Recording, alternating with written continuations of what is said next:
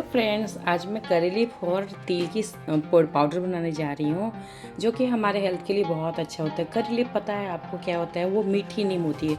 अगर जिसको कैंसर है वो कैंसर में भी बहुत फ़ायदेमंद होती है। अगर किसी को पीरियड्स के टाइम में पेन होता है उसके लिए भी बहुत ही फ़ायदेमंद होता है। तो नॉर्मली देखिएगा साउथ में तो हर लोग कम से कम क्या डेली ही करी लीफ का सेवन करते हैं। तो इसका अगर हमें करी लीफ खाना है और कैंसर से हमें बचना है तो आप प्लीज़ करी लीफ का सेवन ज़रूर करें। इसको हर तरह से आप यूज़ कर सकते हैं। ये हमारी स्किन को भी बहुत अच्छा शाइनिंग करता है। 1 कप बादाम ली हूँ, 20 में मिर्ची ली हूँ, थोड़ा सा जीरा, 1 कप दाल ली हूँ, थोड़ा सा धनिया और 1 चम्मच के बराबर में इसमें काली मिर्च ली हूँ और 10 से 12 में इसमें कलियाँ लहसुन की ली हूँ।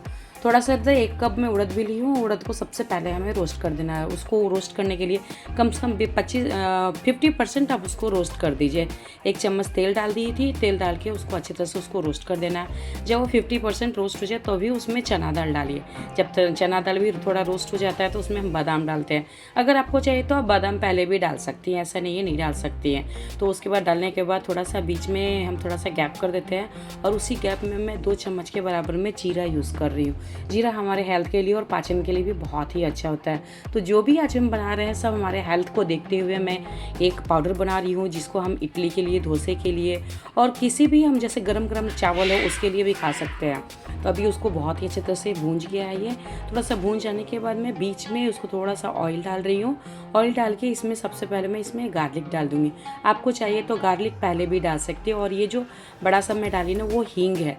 अगर आपको पूरा साबुत वाला हींग रहता है उसको कटी परंगायम भी बोलते हैं। अगर आपके पास नहीं है तो आप गांठ वाली जो परंगायम होती है, हींग होती है, वही मैं डाली हूँ। डालने के बाद दोनों को अच्छी तरह से भूंज लेना है। 1 चम्मच के बराबर मैं इसमें धनिया ली हूँ और 1 चम्मच मैं इसमें काली मिर्च ली हूँ। ये ज़रूरी डालिए, काली मिर्च तो आपको पता ही है बहुत ही हेल्थी होता है।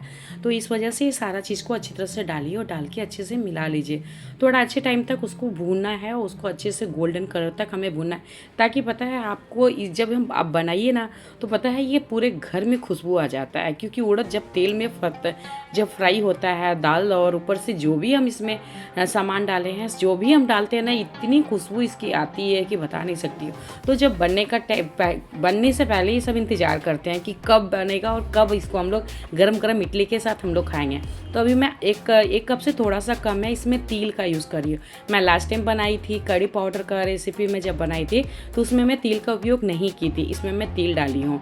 तो तिल में बहुत कैल्शियम होता है। इवन आप देखिएगा तो आपको करी पत्ता में भी बहुत ही कैल्शियम होता है। तो स्वाद अनुसार नमक डाल दीजिए। डाल करके उसको अच्छी तरह से उसको फ्राई कर लीजिए। जब वो फ्राई हो गया तो उसके बाद दूसरे बर्तन में निकाल के रख दीजिए। और याद रखिए दोस्तों, अगर फ्राई हो गया है तो उस कढ़ाई बर्तन पे ही नहीं रखिए, नहीं तो और भी वो काला हो जाएगा। तो अभी मैं थोड़ा सा तेल डालूँ, जस्ट स्प्रे की हूँ। तो जो लहसुन था ना, मुझे लगा थोड़ा सा ये कच्चापन है, इस वजह इसको मैं और थोड़ा रोस्ट करना चाहती हूँ ताकि मैं इसको काफ़ी समय तक स्टोर करके रख सकूँ। अगर लहसुन में कच्चापन रहेगा तो स्टोर नहीं कर सकते हम लोग, इसलिए मैं उसको री रोस्ट अगेन कर रही हूँ। तो अभी जो ये करी पत्ता है, करी पत्ता देखिएगा तो ये 150 से 200 ग्राम का करी पत्ता है। और पता है आपको, इसको मैं धो करके धूप में इस बार सुखाई थी। लास्ट टाइम में मैं इसको जस्ट फैन के अंदर डाली थी। मुझे इस टाइम में ज़्यादा दिन तक स्टोर करके रखना है और अपने बच्चे को भी भेजना भी है। परिवार में बच्चे को सब जगह हमें इसको देना है। तो इस वजह से मैं सोची कि इसको इस बार धूप में ही दिखा देती हूँ। तो धूप में दिखाने में तो वो हाफ रोस्ट ऑलरेडी हो चुका है, तो इसमें ज़्यादा टाइम नहीं लगेगा। इसमें जस्ट हम कढ़ाई थोड़ा सा उसको ऊपर नीचे करते रहेंगे तो वो अच्छे से रोस्ट हो जाता है। देखिए हाथ से जब इतना टाइम तक हमें रोस्ट करना है जो कि हाथ से कर कर कर कर कर टूट जाए। तो देखिए हमारा रोस्ट हो गया। अभी रोस्ट होने के बाद हमें इसको भी अलग बर्तन में निकाल लीजिए ताकि हमारा जो करी पत्ता हो वो काला ना पड़े। इस वजह से दोनों बर्तन में हम निकाल दिए हैं। अब निकालने के बाद देखिए अभी सबसे पहले हम क्या करेंगे, इसको सबसे पहले आपको चाहिए तो आप करी पत्ता को पीसना है तो आप करी पत्ता पीस सकती हैं। अगर आपको चाहिए तो आप सबसे पहले उसको भी पीस कर सकती है। तो सबसे पहले मैं करी पत्ता डाली हूँ। करी पत्ता मैं इसलिए डाली हूँ कि इसमें ऑयल यूज़ नहीं हुआ है। ऑयल नहीं यूज़ होने के कारण ये बहुत ही पाउडर बेसिस में मुझे चाहिए। तो इसको मैं अच्छी तरह से उसको एक बार ही मिक्सी को नहीं घुमाइए दोस्तों। अगर एक बार घुमाइएगा तो क्या होता है, वो हीट से ना उसमें थोड़ा सा ये हो जाता है। तो थोड़ा सा हमें टाइम देना है। टाइम दे करके धीरे धीरे 1-2 बार घुमाइए फिर स्टॉप कीजिए, 1-2 बार घुमाइए फिर स्टॉप कीजिए। उसके बाद हमें इसका पाउडर बना लीजिए।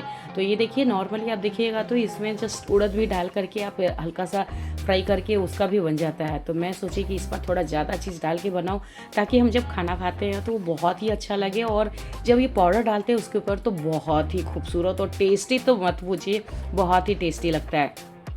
तो अभी देखिए अब मैं कड़ी पत्ता को मैं वो मिक्सी में पीस ली हूँ। अब मैं बाकी सब जो है उसको भी हमें पीस देना। तिल डालने के कारण मैं काला वाला तिल यूज़ की हूँ, आपको चाहिए तो आप उजला तिल भी यूज़ कर सकती है। मैं काला तिल उजला तिल से ज़्यादा ही बेनिफिट होता है, इसलिए मैं काला तिल डाली हूँ।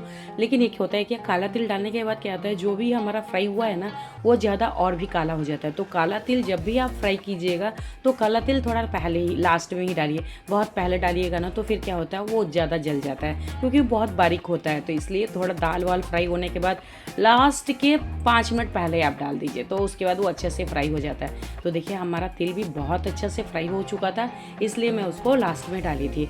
उसके बाद अभी मैं सारा जितना भी हमारा इसमें दाल सब हम फ्राई करके रखे हैं, रोस्ट करके रखे हैं, उसको सबको हमें अच्छी तरह से पीस लेना है। अच्छे से देखिए वो पीस किया है। पीसने के बाद एक बर्तन में निकाल के रखिए, और दोस्तों याद रखिएगा बर्तन में निकाल के सबको मिक्स करके तुरंत ही आप इसको डब्बा में पैक नहीं कीजिए, क्योंकि ना वो जब पीसता है तो गर्म हो जाता है, तो उससे क्या होता है उसमें फिर ना हीट से वो थोड़ा मॉइस्चराइज रहता है। तो उसको ठंडा करके ही रखना है, पंखा के नीचे आप रख दीजिए ताकि वो एकदम ठंडा हो जाए और उसके अंदर जो हीट है वो हीट भी निकल जाए, क्योंकि हम लोग ना पीस रहे हैं मिक्सी में, तो जब मिक्सी में पीसते हैं तो उसमें हीट होता है। तो अभी चलिए हमारी जो हीरोइन है कौन है, ये है करी लीव्स। तो इसको देखिए क्या एकदम मचल रही है, घूम रही है ऐसे, एकदम देखिए कितना खूबसूरत लग रहा है। ये करी पत्ता का लीफ है। तो इसको अच्छे तरह से उसमें डाल दीजिए, डाल के जितना भी हम पाउडर बनाएं वो सारे में अच्छे तरह से मिला दीजिए, ताकि वो जो करी पत्ता और वो जो उड़द का जो होता है ना वो सारा का सारा एक दूसरे में मिल जाए। तो उतना टाइम तक हमें थोड़ा फ्राई उसको जस्ट मिक्स करना है,